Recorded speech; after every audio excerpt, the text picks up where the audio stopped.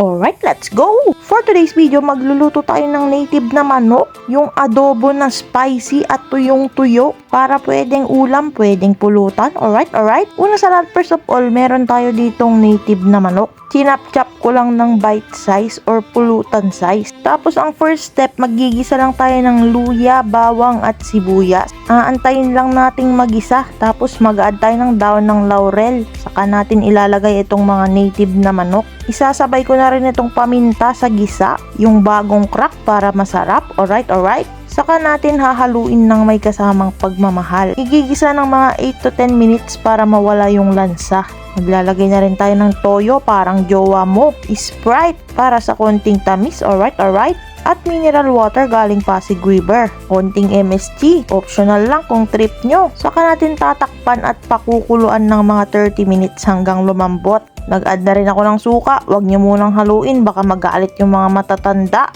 Tapos haluin nyo na after mga ilang minutes. Alright. Naglagay na rin tayo ng sili na medyo tuyo na kasi matagal na sa rep. Pipisitin ko na rin yung sili para may sipa ng anghang ang ating pulutan. Alright.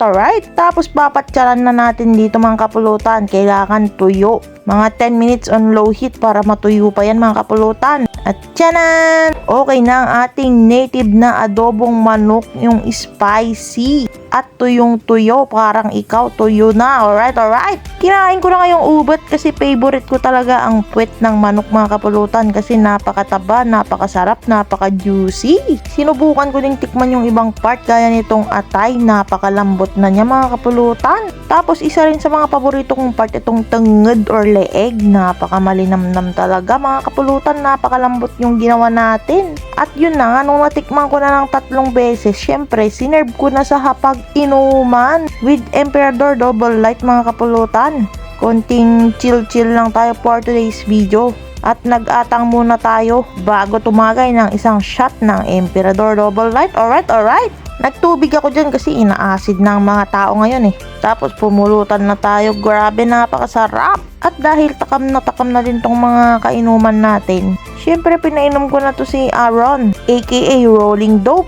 Follow nyo yung page niya mga kapulutan. Napaka-solid na music. Kasing solid nitong pulutan nating native na manok. After ni Rolling Dope, meron naman tayong tropa, si Neil. Tinagay na niya mga kapulutan. At pupulutanin na din niya itong ginawa nating native na manok. Alright. Goods na goods daw. After ilang minutes nga mga kapulutan, ubus na. Grabe naman to. At ang sala rin, ayan na si Daleng. Sa sobrang sarap nga daw, kulang na lang kanin. Pinood trip na. At kung nag-enjoy kayo mga kapulutan, like, comment, share, and follow us for more videos. Alright.